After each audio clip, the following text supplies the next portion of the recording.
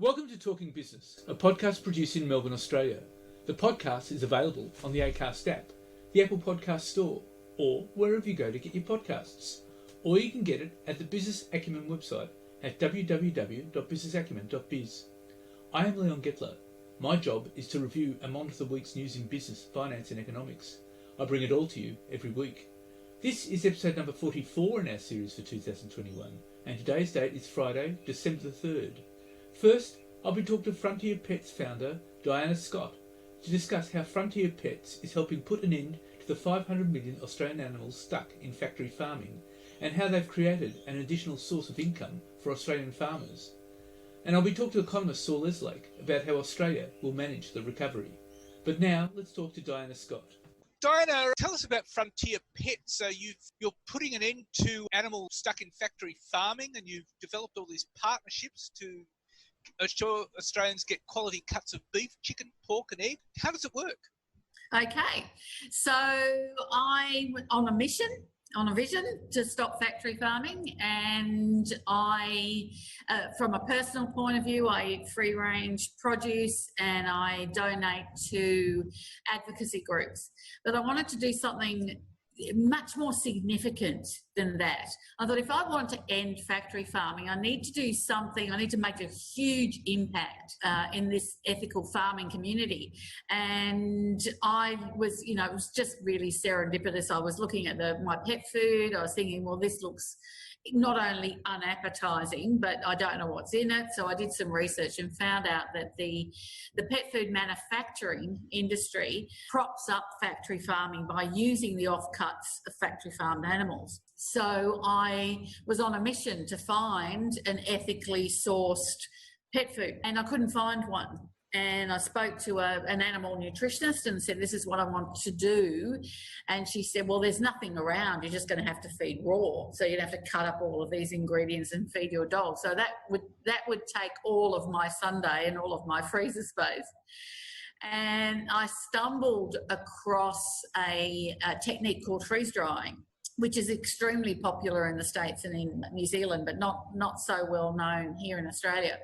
And I thought, that's a way to do it. Freeze drying is such an extraordinary way of preserving food, and the output is fantastic. So I went back to the pet nutritionist and said, I'm going to do this. I'm going to make a significant impact. So we worked on the formulation for probably about 18 months and did some testing. And I launched the product in January of 2017, and it's I have a pork, a chicken and a beef, as you rightly asked, and all of them contain free-range meat, free-range offal, organic fruit and vegetables, and free-range eggs. So, what I did is actually visited all the farmers, all the free-range farmers around the East Coast, and said, can you supply me with produce? And they did. And so I have partnerships with farmers who practice free-range methods, and farmers who also sell to restaurants and so on. So they've got the cuts that they sell to restaurants, the cuts that they sell to supermarkets, and then the stuff that they sell to us. So that's how it's happened. And in the last 3.5 years, I've gone from having 75 direct customers to 8,500. So there is definitely a call for this kind of product. And importantly, we've spent $1.4 million on ethical produce. So I've gone from someone that's donated money to advocacy groups to investing, $1.5 million in the ethical farming community. So, and with the idea of taking business away from the factory farms. So it's working very well. So who are your customers? I have mainly direct customers, so I sell mainly direct. I do sell through a few resellers, the vets and so on that have approached us, but I mainly sell directly to the consumer. So I launched, so I've got an e-commerce site, so I launched the product out to the wider community, people that are interested in two aspects of the business or the product. One is the actual nutritional content, because it's off the charts good, it's just so good, and the animal welfare part of it as well. So there is this combination of people who want to feed their pets well and also care about ending factory farming the way that we do. So there are those two types of people. They're mainly women. Women do, and it doesn't mean that men don't care about the environment or about animal welfare, but the women are the ones that actually usually buy the product. Well, the women are the ones who usually put the food on the table. That's exactly right. And the type of people that we have are the ones that really want to not just do the right thing by their pet, but have more of a meaningful mealtime relationship. I know that sounds bizarre, but you know that dogs have gone from the backyard to the bedroom. They're part of the family now. They're very much seen as part of the family. And to put a dry kibble in a bowl and just feed the dog the dry kibble is not very, it's just like, oh, well, I'm just going to give you this stuff. But with Frontier Pet Food, they put the dry ingredients in the bowl and then they add water back into it. So the freeze drying has taken out the water. We've added the water back into the product to reconstitute it to its original raw form. And what happens when you add the warm water is that it smells amazing and the dogs are hanging around waiting for this meal. So suddenly you've got this connection between yourself and your pet at meal times. I mean, it only takes 30 seconds. It's not like you'll leave it there for half an hour. It only takes 30 seconds, but you've suddenly got, oh, I've prepared food for my pet in a very easy way that I feel good about feeding. And the dogs love it. They just lick the bowl clean because it's exactly like feeding raw food without any of the hassles. So, you know, that's the kind of personality that we're talking about as well. We're not just talking about, you know, people that throw their dogs food and then leave them outside all day. We're talking about people's connection with their pets. Now, are your customers from all over Australia? All over Australia. All over Australia. We've got quite a few customers in Perth and for some reason. But yes, spread all over Australia. And we send all over Australia. And we send the same day. So usually people get their product within a day or two. And that's all from your e-commerce site? That's all from our e-commerce site. So we manufacture, so we're based in Evans Head in northern New South Wales. So we actually manufacture ourselves. We don't outsource anything. So we have a full manufacturing and fulfillment facility and warehouse here. So all of our food is made and packed and sent from here. Yeah. How many people do you have working for you? 15.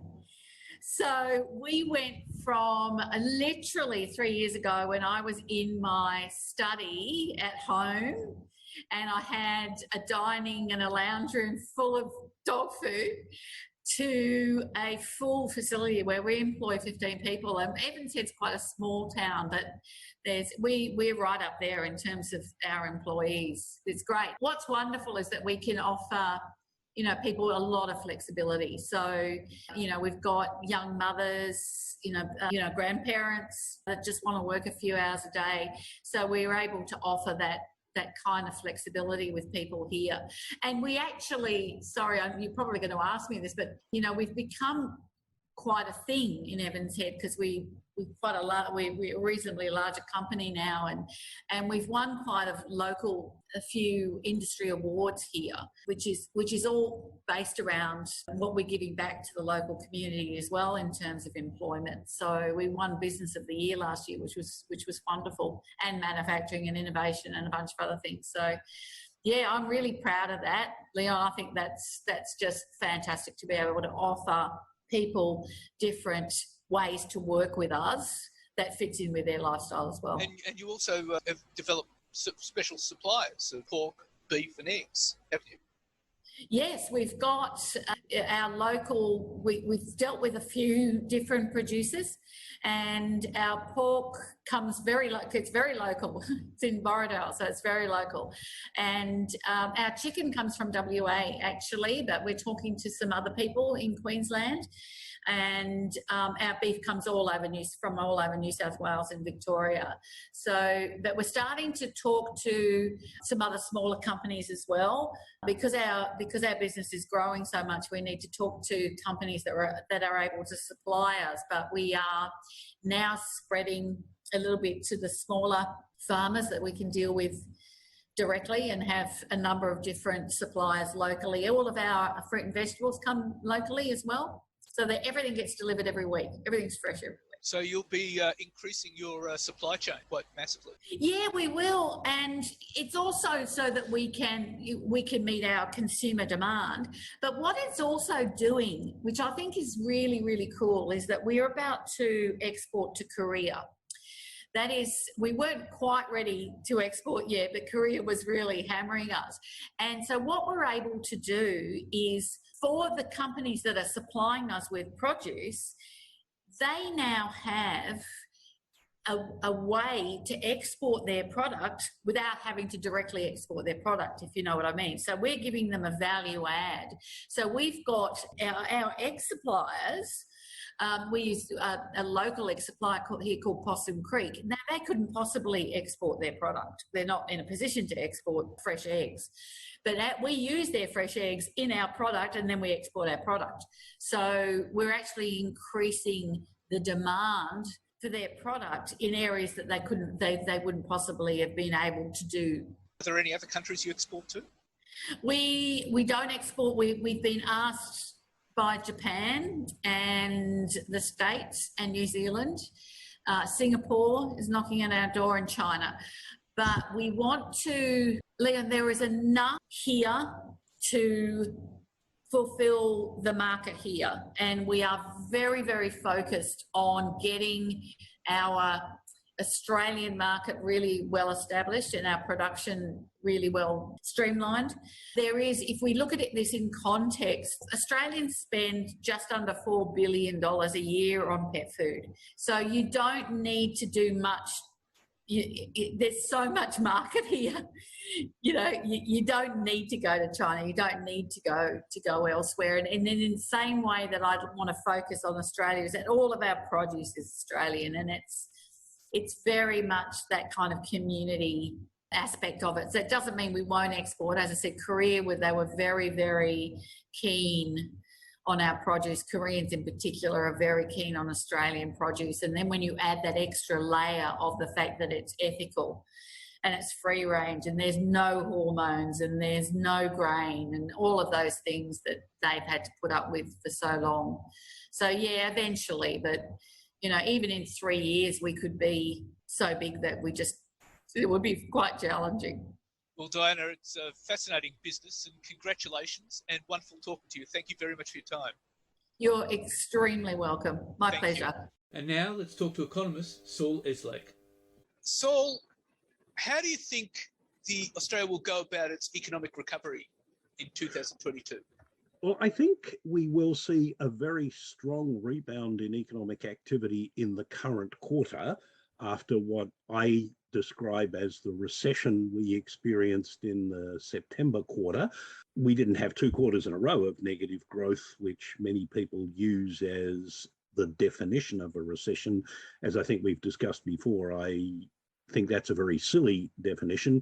The effective unemployment rate rose from 5.7% in May to 10.3% in September and October, if you include the people who were officially employed but didn't work any hours, and add back the people who lost their jobs and dropped out of the labour force rather than actively looking for work, as they wouldn't have been allowed to do in New South Wales or Victoria during that period. But given the strength of demand for a range of goods and services that we're seeing exhibited now, even though it hasn't been captured in official statistics for November, given the high level of job vacancies, given that people are willing and keen to return to work, I think will make up the shortfall in economic activity in the September quarter by sometime during the first quarter of next year. Now, the experience in the aftermath of the big lockdown in 2020 and the experience of other countries that have regained their pre-pandemic levels of economic activity tells us that once you have, economic growth then tends to return to the pattern it had before the onset of the pandemic, which in Australia's case, like that of most other advanced economies, wasn't all that flash. Prior to the onset of the pandemic, Australia's economy was growing at about a 2.5% pace, and more than 2/3 of that was coming from population growth, mainly as a result of immigration, rather than from real improvements in people's living standards that economists identify by movements in per capita GDP growth.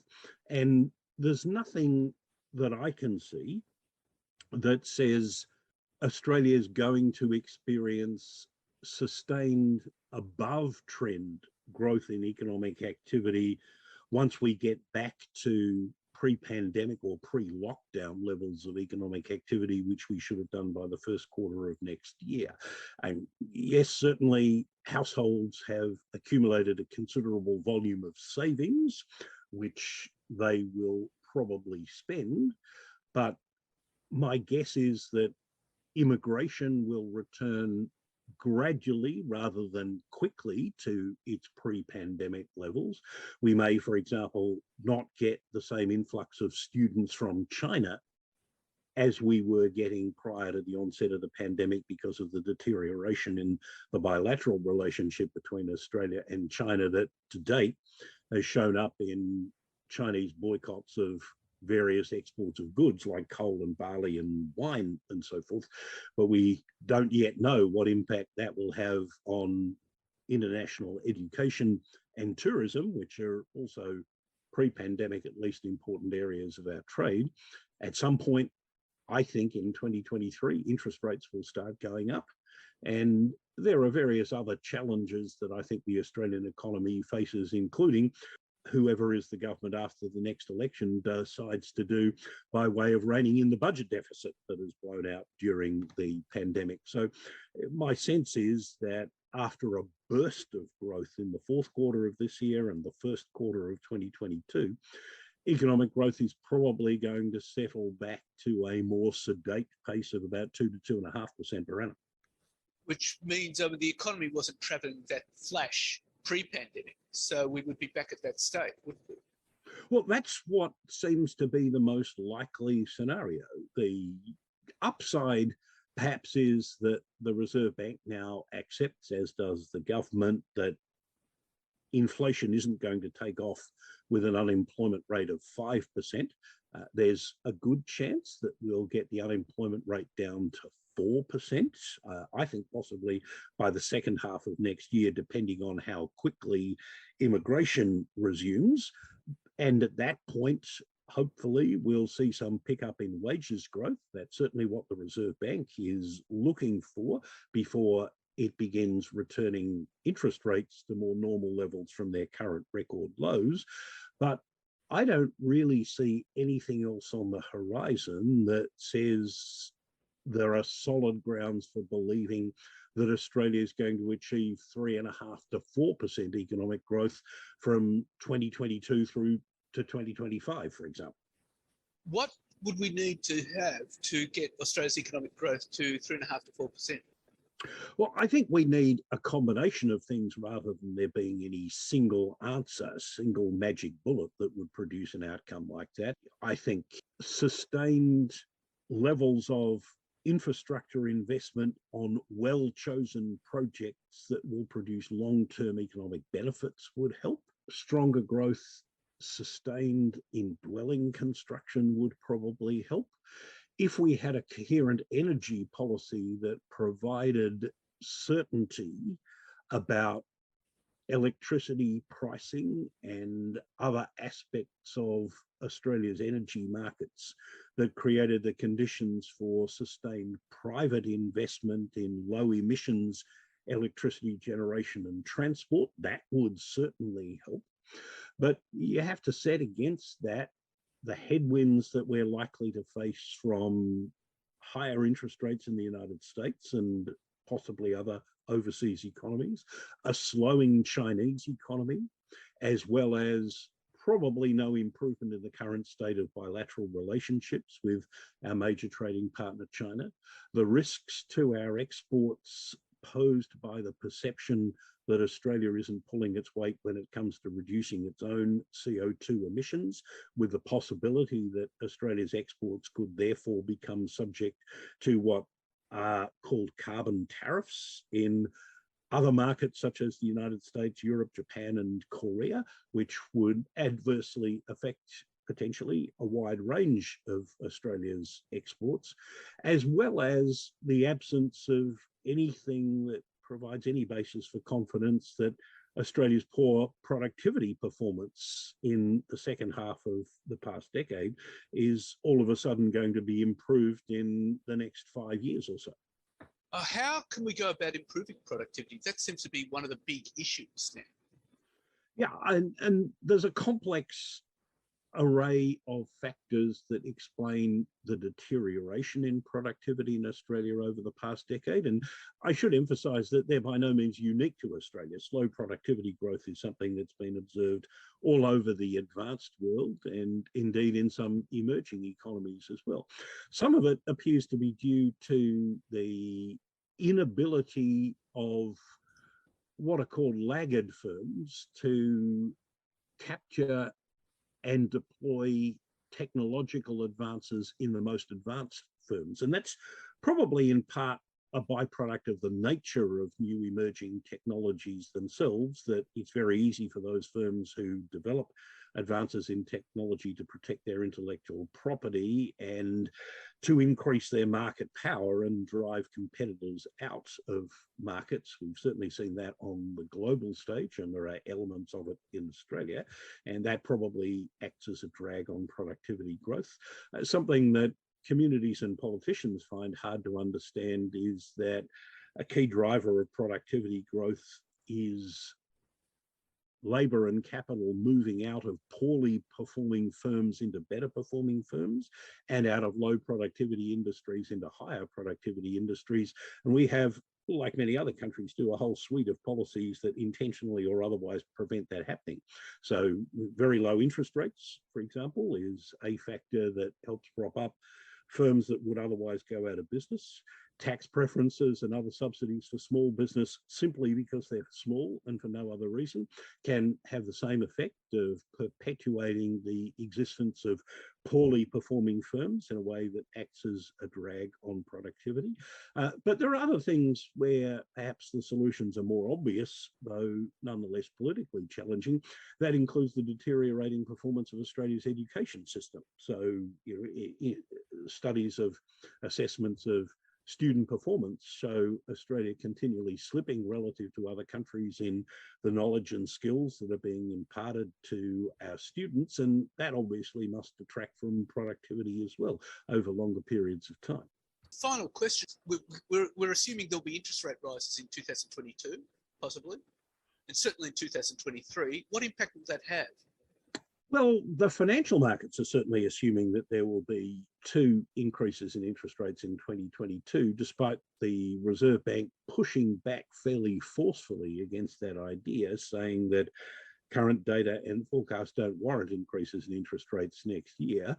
I have some sympathy with that view. I think that the most likely time for the first increase in interest rates is in the second quarter of 2023, by which time the unemployment rate will have been around 4% for sufficiently long for wages growth to have picked up to over the 3% margin that the Reserve Bank thinks is consistent with consumer price inflation being sustainably within its 2 to 3% range, rather than just maybe 0.1 percentage point above it, the bottom end of that range as it is at the moment. So, I don't think at the moment that Australian rates will go up next year. I think US rates will certainly go up next year, and that'll probably result in a further decline in the Australian dollar, which the Reserve Bank and many others will actually welcome because of the boost it will give to competitiveness of Australian exporters and to economic growth more broadly. That'll be an additional form of stimulus at a time when, for example, higher rates in the US will probably have some adverse consequences for financial markets and for share markets in particular. But when interest rates do go up, that's likely to dampen the demand for housing and lead to at least a levelling out in property prices. There'll be a small number of Australian households who will have to rein in their spending in order to maintain their financial commitments at higher interest rates. But the Reserve Bank knows all of these things, and when it does move interest rates, I'm sure it will be moving them very gradually and in small amounts. Well, Saul, Leslie, thank you very much for your time, and thank you very much for all your help during the year. That's been a pleasure. I hope all the people who listen to these podcasts have an enjoyable festive season and a prosperous new year. So what's happening in the news? Well, the Omicron variant of COVID-19 adds new measures of uncertainty to the outlook for the global economy, although it is too soon to adequately quantify that risk. Much will depend on its speed of transmission, virulence, associated rates of hospitalisation and death, and also the effectiveness of vaccines and antiviral medications against it. It will be at least 2 more weeks before more will be known as scientists around the world build a better understanding of the new variant and as the severity of infections becomes clearer. The fate of global markets now depends at least in part on laboratories around the world probing the Omicron COVID-19 strain, potentially leaving investors with weeks of uncertainty in the wait for answers. The variant detected in Africa is described as highly concerning and has already led to international travel bans. Scientists are analysing whether it can evade vaccines and how its symptoms differ from current strains. Vaccine maker BioNTech SE expects the first data within 2 weeks. Initial findings that will help to determine if a passing scare or bigger hit to global economic reopening looms. Fearful investors fled stocks worldwide Friday and flocked to havens such as sovereign bonds as volatility spiked. The window for more clarity on Omicron to emerge may be 2 to 8 weeks, during which demand for riskier assets could take a hit, according to Citigroup strategists, including Jamie Fay and Yasmin Younes. At a minimum, volatility will be higher in the next 2 weeks, Peter Berezin, Chief Global Strategist at BCA Research, Inc., told Bloomberg. And rising COVID-19 cases and the new Omicron variant could imperil the economic recovery and exacerbate inflationary pressures, Federal Reserve Chairman Jay Powell told US legislators on Tuesday.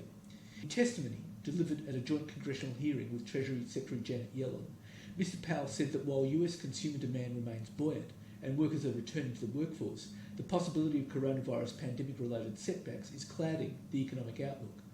With Japan, Israel, Morocco and South Korea shutting down foreign travel and Australia and several European nations closing their borders to travellers from South Africa, the travel industry has again been thrown in turmoil due to a new variant of the COVID-19 virus. Cruise company P&O Cruises Australia has further extended its ban for at least another month, revealing that it has no plans to sail from Sydney and Brisbane until March 3rd. Earlier this month, P&O Cruises Australia also cancelled next year's scheduled seasons for Adelaide, Fremantle and Cairns. P&O Cruises Australia President Ster Meermel said recent speculation about the lifting of the ban on cruise ships has been encouraging, but uncertainty continues around the resumption of cruising in Australia. Meanwhile, local travel agents are frustrated by the Omicron variant, saying it could not come at a worse time, as travel business, particularly lucrative leisure travel, was just starting to recover. Hello World Chief Executive Andrew Burns, who runs thousands of retail outlets throughout Australia and New Zealand, said some of his clients had cancelled their looming international trips over the past few days due to Omicron. And Scott Morrison and state premiers are holding the line against domestic border closures and new COVID-19 lockdowns, agreeing until more is known about the risk of a new Omicron variant, Australia must keep pushing towards a Christmas reopening.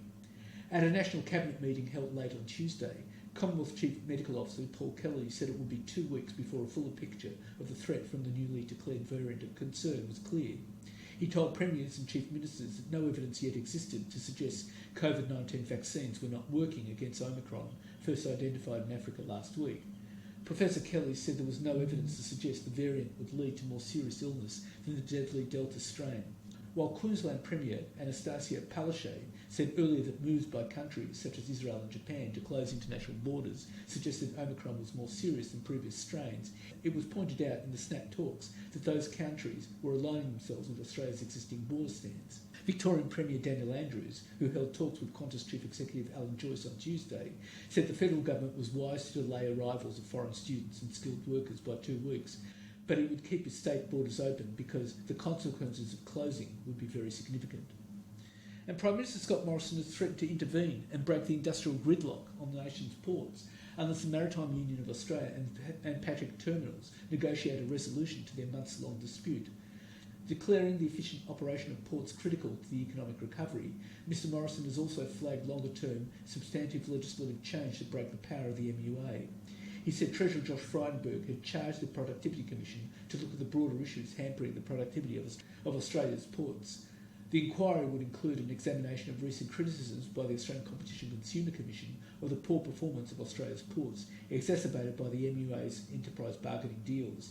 The ACCC said they contributed to the suboptimal performance of the nation's major ports and added to the pandemic-induced supply constraints by hampering productivity and increasing disruptions.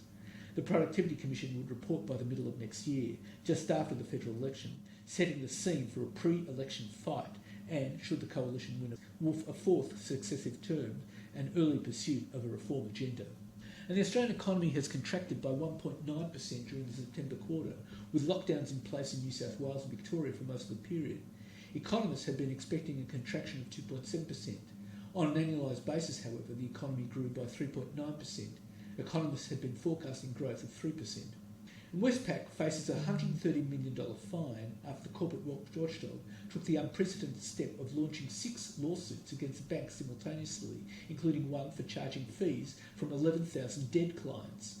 The Australian Securities Investments Commission, ASIC, said the 6 separate investigations into the bank, some of which were raised at the 2018 Banking Royal Commission, had uncovered major problems with the lender's processes, systems and governance. Due to the exceptional circumstances, the watchdog has expedited the matters to have them heard by a court as soon as practical. Westpac has admitted to all the allegations against it, and the bank will pay about $80 million in compensation, and it and ASIC will jointly submit that the court imposes a fine of $113 million. The lawsuits are another blow for Westpac as it tries to recover from a tumultuous 2-year period since the lender was thrown into turmoil by a money laundering compliance scandal in late 2019. In one of the lawsuits launched on Tuesday, ASIC said that over a 10-year period, Westpac charged $10 million in fees for financial advice to 11,000 clients who had died. In another, the bank sold duplicate insurance policies to more than 7,000 customers for the same property, meaning some customers needlessly paid for 2 or more insurance policies. A separate action said Westpac-owned BT Funds Management charged insurance premiums that included commissions, despite commissions being banned under laws introduced by the Gillard government. BT was paying $12 million in compensation to more than 8,000 people affected, ASIC said. A fourth lawsuit took aim at $7 million in financial advice fees charged to at least 25,000 people, saying the fees were either not disclosed or inadequately disclosed. There is also a lawsuit alleging the bank allowed 21,000 deregistered company bank accounts to remain open, which meant it charged fees on accounts and allowed money to be withdrawn that should have been given to ASIC or the federal government. And in the final case, ASIC said Westpac had on-sold debt with incorrect interest rates, which meant that more than 16,000 customers were overcharged. ASIC said more than $17 million had been refunded over this matter. And Australians spent more than an estimated $8 billion across the 4 days from Black Friday to Cyber Monday, according to NAB analysis of merchant transactions. In a clear boost for Australian businesses, the promotional holiday beat pre-pandemic records from 2019, with sales up by 8%. The strongest performers in the period for in-person purchases were technology retailers, with sales up by 168% on 2019. Shoe store sales were up by 92% for the same period, while jewellery stores were up by 49% and clothing sales were up 54%. The strongest performer in the period for online retailers was jewellery and watch stores, with sales up 312% on 2019. And Australia Post will deliver parcels to customers in Sydney and Melbourne ahead of Christmas, with the first of 20 electric trucks in its national fleet as part of a plan to edge towards carbon-neutral deliveries. Australia Post is already the largest electric vehicle operator in Australia, with a fleet of 3,000, more than 2,100 e-trikes, the three-wheel delivery vehicles that can run on the footpath, with another 2,000 on the way, and 1,400 electric bicycles. But the purchase of what were the world's first all-electric trucks in 2017, made by Mitsubishi Fuso Truck and Bus Corporation, which produce zero emissions and little noise, expands Australia's post fleet into heavy assets and beyond last-mile deliveries. And the Morrison government has given itself the option of a May 7 election at the earliest, should it choose to hand down another federal budget before going to the polls. Alternatively, should it choose not to have another budget, mid-March would be the most likely date for the election, at which the coalition is seeking a fourth successive term. The timetable for next year's parliamentary sittings, released on Monday, has brought the budget forward from its usual spot of the second Tuesday in May to March 29. If Prime Minister Scott Morrison were to call the election at the end of the week, the earliest it could be held would be Saturday, May the 7th, which would be almost 3 years since the previous election on May the 18th, 2019. Waiting for a budget before calling an election would require the government to endure 3 weeks of Parliament, including the budget week. The government typically struggles when Parliament meets, and Mr Morrison is keeping open the option of calling an election in early February for mid-March. And Jack Dorsey has resigned from Twitter on Twitter. In a resignation letter, he said after 16 years he decided it was time to leave. Mr Dorsey said the changes take effect immediately, although he will remain on the board to help with the transition until Mayish. I want you all to know this was my decision and I own it, Mr Dorsey wrote, adding, I'm really sad yet really happy. Mr Dorsey will be succeeded as Chief Executive by Parag Agrawal. Brett Taylor was named the new chairman of the company's board, succeeding Patrick Pichet. Dr Agrawal joined Twitter in 2011 and has served as Chief Technology Officer since October 2017. He holds a PhD in computer science from Stanford University. The surprise move ends Dorsey's much criticised tenure as Chief Executive Officer of both Twitter and Square, his digital payments company, which led to Twitter stakeholders Elliott Management and billionaire investor Paul Singer calling on him to step down from one of those roles. Investors and some staff have questioned Dorsey's management style and have worried that he is stretched too thin by his roles at both companies. In 2019, he announced plans to relocate to Africa for 6 months, a move that worried both staff and investors. He scrapped the plan after the coronavirus pandemic struck. His stakes in Twitter and Square have helped Dorsey amass a personal fortune of over $12 billion, according to Forbes. In April, Dorsey announced he was giving $1 billion to relief programs related to the coronavirus, girls' health and education, and a study of universal basic income and financial payments to people.